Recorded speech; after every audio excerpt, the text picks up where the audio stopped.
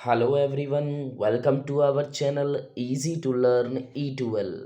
सबसे पहले मैं आप सभी लोगों का तहे दिल से धन्यवाद देना चाहता हूँ। मुझे ये देखकर बहुत ज़्यादा खुशी हुई कि आप सभी लोगों ने मेरे केमिकल इंजीनियरिंग पार्ट को बहुत ज़्यादा पसंद किया है। हमारी केमिकल पार्ट की ज़्यादातर सभी वीडियोस बहुत अच्छे लाइक और व्यूज़ को गेन कर चुकी हैं। हमारी अमोनिया वाली वीडियो पर 1800 व्यूज़ और भी बाकी सभी वीडियोस पर 900, 800, 500, 450 व्यूज़ लगभग हो चुके हैं। तो इतना प्यार बरसाने के लिए आप सभी लोगों का एक बार फिर से तहे दिल से धन्यवाद। कल मैं कुछ लोगों के कमेंट्स भी पढ़ रहा था। कुछ लोगों ने लिखा है कि sir please draft tube baffle crystalliser पर भी एक वीडियो बनाइए। तो उसी फीडबैक को साथ लेकर मैं ये वीडियो आप सभी के लिए लेकर आया हूँ। तो आज की हमारी video draft tube baffle crystalliser पर ही होने वाली है। तो चलिए बिना देर किए वीडियो को शुरू करते हैं। आज की हमारी वीडियो में ड्राफ्ट ट्यूब वेफल क्रिस्टलाइज़र के इन टॉपिक्स को कवर किया जाएगा। सबसे पहले हम बात करेंगे introduction of draft tube baffle crystalliser. उसके बाद हम देखेंगे ड्राफ्ट ट्यूब वेफल क्रिस्टलाइज़र का वर्किंग प्रिंसिपल। उसके बाद एडवांटेजेस एंड डिसएडवांटेजेस और फिर यूजेस। तो सबसे पहले हम बात कर लेते हैं ड्राफ्ट ट्यूब वेफल क्रिस्टलाइज़र के इंट्रोडक्शन के बारे में। देखिए, ड्राफ्ट ट्यूब वेफल क्रिस्टलाइज़र का यूज़ उन केमिकल इंडस्ट्रीज़ में किया जाता है जहाँ पर क्रिस्टल्स का साइज़ एक बहुत बड़ा रोल प्ले करता है। हाँ जी, बिल्कुल सही बात है। क्रिस्टल का रोल जिस केमिकल इंडस्ट्रीज़ के अंदर बहुत बड़ा रोल प्ले करता है, वहाँ पर ड्राफ्ट ट्यूब वेफल क्रिस्टलाइज़र को यूज़ करते हैं। जैसे कि मान लीजिए कि मुझे एक अपनी डिज़ायर्ड शेप और साइज़ का क्रिस्टल चाहिए, ठीक है? तो मैं ड्राफ्ट ट्यूब वेफल क्रिस्टलाइज़र को यूज़ करूँगा। वैसे क्रिस्टलाइज़र्स तो बहुत सारे होते हैं जो हमारे केमिकल प्रोसेस इंडस्ट्रीज़ के अंदर यूज़ किए जाते हैं। उन क्रिस्टलाइज़र्स से अलग-अलग तरीके के क्रिस्टल्स हमारे फॉर्मुलेट होते हैं। जैसे कि कुछ क्रिस्टलाइज़र्स ऐसे होते हैं जो फाइन पार्टिकल्स के क्रिस्टल्स को फॉर्मुलेट करते हैं। कुछ क्रिस्टलाइज़र्स हमारे एक एवरेज साइज़ के क्रिस्टल को प्रोड्यूस करते हैं। लेकिन ड्राफ्ट ट्यूब वेफल क्रिस्टलाइज़र एक हमारा ऐसा क्रिस्टलाइज़र है जो आपका लार्ज डिज़ायर्ड शेप के क्रिस्टल को फ़ॉर्म करता है। बात समझ में आ रही है आप लोगों के? इस क्रिस्टलाइज़र के अंदर बहुत सारे पार्ट्स होते हैं जो हमारे क्रिस्टल को लार्ज और हमारी इच्छा अनुसार बनाते हैं।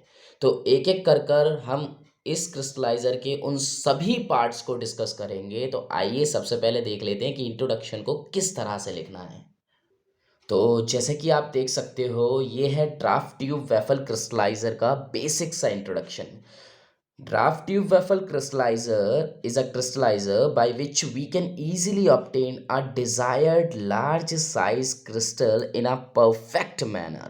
हाँ जी, जैसे कि मैंने आपको अभी थोड़ी देर पहले ही बताया था कि ड्राफ्ट ट्यूब वेफल क्रिस्टलाइज़र एक ऐसा क्रिस्टलाइज़र है जिसकी हेल्प से हम लार्ज साइज के क्रिस्टल को अपनी इच्छा अनुसार फॉर्मुलेट कर सकते हैं। इसको उन्हीं इंडस्ट्रीज में यूज़ किया जाता है जहाँ पर एक डिज़ायर्ड शेप और साइज का क्रिस्टल फॉर्मुलेट करना होता है। देखिए क्या होता है कि कुछ केमिकल इंडस्ट्रीज के लिए एक स्टैंडर्ड साइज बहुत बड़ा रोल प्ले करता है। तो वो अपनी क्रिस्टल का एक स्टैंडर्ड साइज लेकर चलती हैं। उसी स्टैंडर्ड साइज के अकॉर्डिंग वो अपनी क्रिस्टल को फॉर्मुलेट करती हैं। उसके बाद वो मार्केट में उसको निकालती हैं। बात समझ पा रहे हो आप लोग? तो इसलिए एक स्टैंडर्ड साइज का क्रिस्टल फॉर्मुलेट करने के लिए वो ड्राफ्ट ट्यूब वेफल क्रिस्टलाइज़र का यूज़ करते हैं। आइए अब मैं आपको समझाता हूँ कि आखिरकार ड्राफ्ट ट्यूब वेफल क्रिस्टलाइज़र वर्क किस तरह से करता है। तो उसको जानने के लिए हमें चलना होगा इसके वर्किंग प्रिंसिपल की तरफ। तो चलिए बढ़ते हैं इसकी फिगर की तरफ और समझते हैं इसकी वर्किंग प्रिंसिपल को। तो जैसे कि आप देख पा रहे हो, ये है ड्राफ्ट ट्यूब वेफल क्रिस्टलाइज़र का फिगर। तो आइए अब समझते हैं कि एक्चुअली ये वर्क किस तरह से करता है। तो यहाँ जैसे कि आप देख पा रहे हो, ये है फीड इनलेट। यहाँ से फीड को एंटर कराया जाता है, फिर वो फीड नीचे की तरफ आकर सर्कुलेशन पंप की हेल्प से क्रिस्टलाइज़र के अंदर एंटर करता है। क्रिस्टलाइज़र के अंदर ड्राफ्ट ट्यूब प्रोवाइडेड होता है, जो कि बेटर सर्कुलेशन में हेल्प करता है। उसके साथ इसमें प्रोपेलर ड्राइव एजिटेटर भी होता है, जिसकी हेल्प से रेगुलर सैचुरेशन होता है, फॉर्मेशन ऑफ लार्ज क्रिस्टल्स होते हैं बाय मिनिमम ब्रेकेज की हेल्प से। मतलब मेनली इस प्रोपेलर ड्राइव एजिटेटर का वर्क रेगुलर सैचुरेशन के साथ लार्ज क्रिस्टल्स को फॉर्म करना होता है मिनिमम ब्रेकेज के साथ।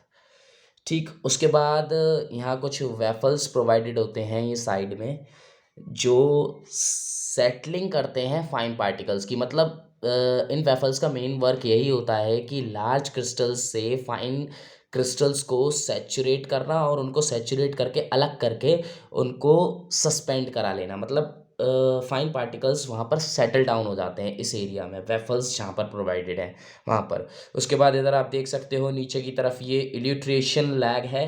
इलिट्रेशन लैग मेनली इसलिए प्रोवाइडेड होता है इस ड्राफ्ट ट्यूब वेफल क्रिस्टलाइज़र के अंदर, जिससे कि क्रिस्टल्स में और ज़्यादा एनहेंसमेंट हो सके। एनहेंसमेंट मतलब बेटर क्रिस्टल्स हमें प्रोवाइड हो सकें डिज़ायर्ड शेप और साइज़ के। ठीक है, तो इसलिए यहाँ पर ये नीचे की तरफ इलिट्रेशन लैग प्रोवाइडेड होता है इसमें ड्राफ्ट ट्यूब वेफल क्रिस्टलाइज़र के अंदर। बस उसके बाद जो कि लास्ट में जब पूरी तरीके से हमें डिज़ायर्ड शेप और साइज़ का जो क्रिस्टल मिल जाता है, उस क्रिस्टल को हम ऑब्टेन कर लेते हैं नीचे की तरफ से। यहाँ से प्रोडक्ट डिस्चार्ज हो जाता है और फिर जो हमने फाइन पार्टिकल्स की जो सेटलिंग की होती है वेफल्स के अंदर, वो हमारा फिर से रिसाइकिल हो जाता है। यहाँ से रिसाइकिल होकर वो इधर की साइड आकर फिर से हीट एक्सचेंजर में वो एंटर करके फिर से फर्दर डिवाइडेड होकर वो फिर से एंटर करा दिया जाता है क्रिस्टलाइज़र के अंदर। मैं एक बार फिर इस पूरी प्रोसेस को जल्दी से रिपीट कर देता हूँ, फिर हम लोग इसको पॉइंट्स में देख लेंगे। तो सबसे पहले ये आपका फीड इनलेट है, जहाँ से फीड क्रिस्टलाइज़र के अंदर एंटर कराया जाता है। फिर वो यहाँ से फ्लो होता हुआ सर्कुलेशन पंप की हेल्प से क्रिस्टलाइज़र के अंदर एंटर कर जाता है। यहाँ पर आपका ड्राफ्ट ट्यूब प्रोवाइडेड है, जो एक बेटर सर्कुलेशन प्रोवाइड करता है। इसकी हेल्प से जो हम फीड एंटर कराते हैं, उस फीड को एक बेटर सर्कुलेशन प्रोवाइड होता है। उसके बाद यहाँ पर आपका प्रोपेलर ड्राइव एजिटेटर दिया हुआ है, जो लगातार इसमें एक मिक्सिंग करता रहता है और फाइन पार्टिकल्स को ब्रेक करता रहता है और एक लार्ज क्रिस्टल्स को फॉर्मुलेट करने में बहुत बड़ा रोल प्ले करता है। उसके बाद आपका बैफल्स दिए हुए हैं साइड में इसके अंदर, जो हमारे फाइन पार्टिकल्स को सेपरेट करते हैं लार्ज पार्टिकल्स में से और उनको सेटल डाउन करा लेते हैं। मतलब एक तरीके से सेटलिंग करा लेते हैं। उसके बाद आपका इसके नीचे की तरफ आएंगे तो ये इलिट्रेशन टैंक दे रखा है, इलिट्रेशन लैग दे रखी है, जो बेटर एनहेंसमेंट प्रोवाइड करती है लार्ज क्रिस्टल्स के लिए। यहाँ पर और अच्छे से सैचुरेशन हो जाता है और अच्छे से मतलब सेपरेशन हो जाता है क्रिस्टल्स का। उसके बाद अगर हम बात करें थोड़ा सा, तो जो यहाँ पर वेफल्स के अंदर जो हमारी फाइन पार्टिकल्स का जो सेटलिंग होता है, वो यहाँ से रिसाइकिल होकर वापस से हीट एक्सचेंजर में एंटर कर जाते हैं और हीट एक्सचेंजर में उनका फर्दर ब्रेक डाउन होकर उनको रिसाइकिल कर फिर से क्रिस्टलाइज़र के अंदर एंटर करा दिया जाता है। और उसके बाद इलिट्रेशन लैग से हमारे डिज़ायर्ड शेप और साइज़ का क्रिस्टल फॉर्मुलेट जब हो जाता है, तो वो हम यहाँ से डिस्चार्ज उसको करा लेते हैं। ये थी इसकी overall process draft tube baffle crystalliser की। उसके बाद आइए अब हम देखते हैं इनके पॉइंट्स में किस तरह से हम वर्किंग प्रिंसिपल को लिखेंगे। तो यहाँ जैसे कि आप देख सकते हो, ये हैं वर्किंग ड्राफ्ट ट्यूब वेफल क्रिस्टलाइज़र के वर्किंग प्रिंसिपल के पॉइंट्स। तो सबसे पहला पॉइंट है, firstly the feed is enter into the crystalliser, then it goes up into the crystalliser through circulation pump. जैसे कि हमने फिगर में देखा था कि एक फीड इनलेट प्रोवाइडेड था लेफ्ट साइड में क्रिस्टलाइज़र के, वहाँ से फीड को एंटर कराया जा रहा था। उसके बाद उस फीड जैसे ही नीचे की तरफ आ रहा था, वहाँ पर एक सर्कुलेशन पंप दे रखा था। उस सर्कुलेशन पंप की हेल्प से वो फीड क्रिस्टलाइज़र में एंटर कराया जा रहा था। उसके बाद इसका सेकंड पॉइंट है where it consist draft tube for water circulation. जहाँ जैसे कि हमने देखा था उस फिगर में कि जैसी फीड हमारा क्रिस्टलाइज़र के अंदर एंटर कर रहा था, तो उस क्रिस्टलाइज़र में हमारे बहुत सारे पार्ट्स दे रखे थे। सबसे पहला पार्ट था ड्राफ्ट ट्यूब का, जिसके अंदर जैसे ही हमारा फीड पहुंच रहा था, तो वो ड्राफ्ट ट्यूब हमारी हेल्प कर रहा था उस फीड को बेटर सर्कुलेशन प्रोवाइड कराने में।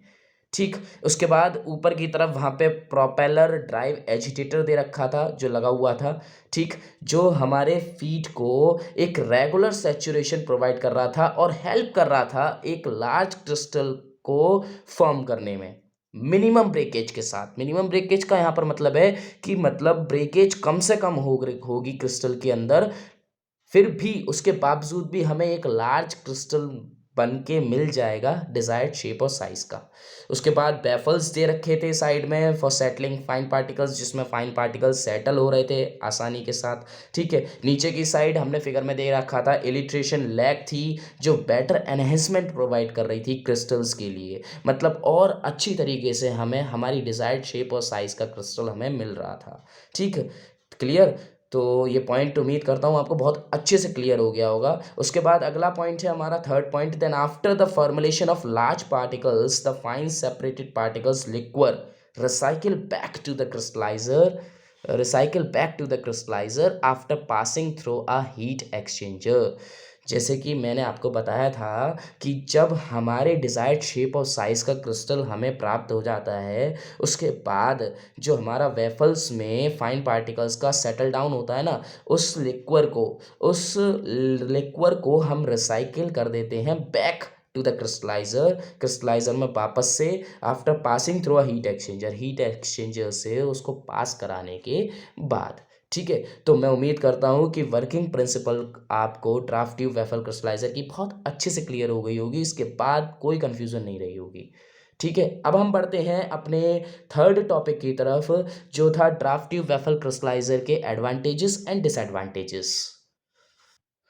तो यहाँ जैसे कि आप देख सकते हो हम ड्राफ्ट ट्यूब वेफल क्रिस्टलाइज़र के एडवांटेजेस और डिसएडवांटेजेस पर आ चुके हैं।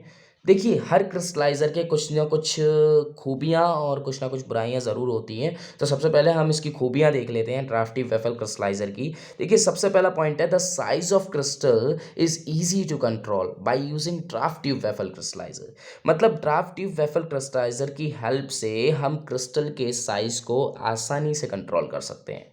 ये बात मैंने आपको पहले ही बोली थी कि ड्राफ्ट ट्यूब वेफल क्रिस्टलाइज़र को बनाया ही इसी पर्पज़ से गया है कि जिससे हम अपनी डिज़ायर्ड मतलब अपनी इच्छा अनुसार क्रिस्टल के साइज़ को प्राप्त कर सकें।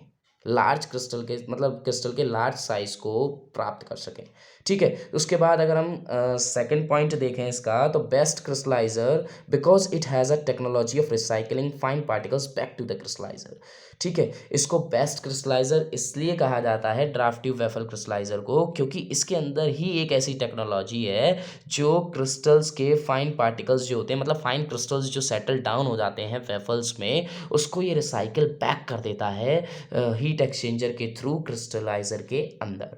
इसलिए ये बेस्ट क्रिस्टलाइज़र माना जाता है उन केमिकल प्रोसेस इंडस्ट्रीज़ के लिए जहाँ पे एक स्टैंडर्ड साइज़ मेंटेन रखा रखा जाता है, जहाँ पर क्रिस्टल्स में एक स्टैंडर्ड साइज़ को मेंटेन रखना उनकी सबसे पहली प्रायोरिटी होती है, ठीक। उसके बाद अगर हम इसके कुछ डिसएडवांटेजेस की बात करें, तो इसका सबसे बड़ा डिसएडवांटेज, सबसे पहला पॉइंट है in this type of crystalliser frequent flushing is required to minimise the deposits of crystals on the crystalliser wall.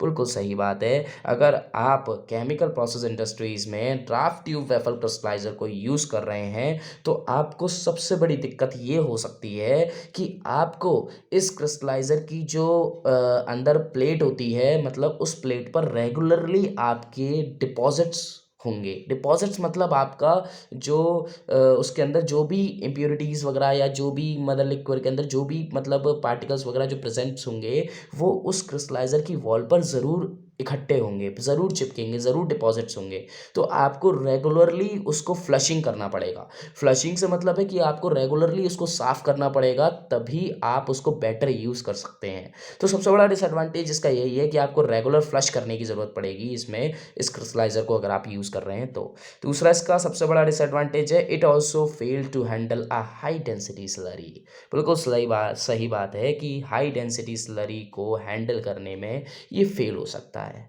ये क्रिस्टलाइज़र। उसके बाद अब हम चलते हैं अपने इस वीडियो के लास्ट टॉपिक पर, जो कि है ड्राफ्ट ट्यूब वेफल क्रिस्टलाइज़र के यूज़ेस। तो यहाँ जैसे कि आप देख सकते हो, ये हैं ड्राफ्ट ट्यूब वेफल क्रिस्टलाइज़र के कुछ यूज़ेज़। तो सबसे पहला यूज़ है, it is used to make large uniform product crystals for fertiliser.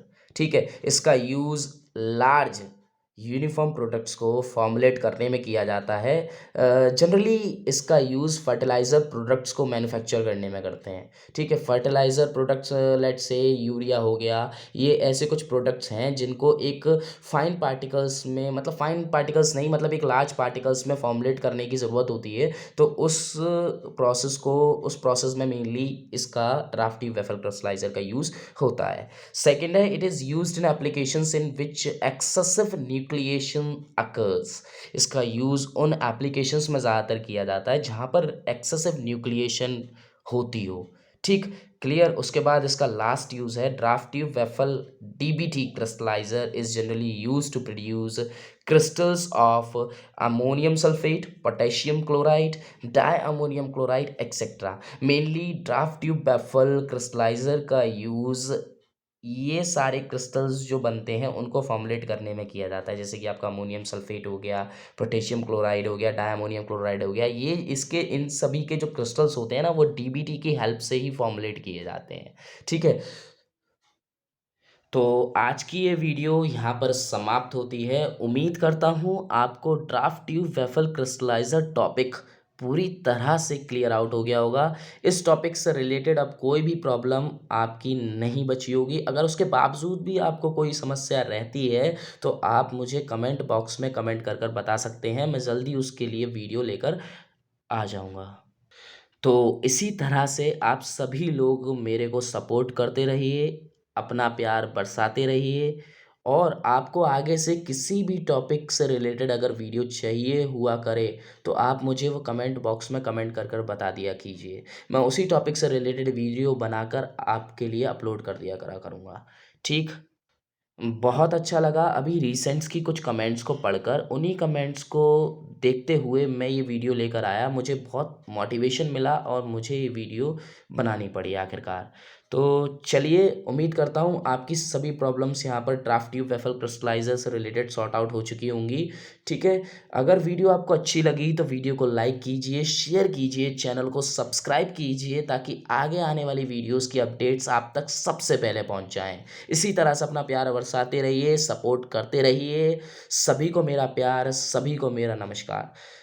जल्द मिलते हैं नेक्स्ट वीडियो में एक और नए टॉपिक के साथ। तब तक के लिए thank you, goodbye, very very very very thank you so much. आप सभी का प्यार इसी तरह बना रहे।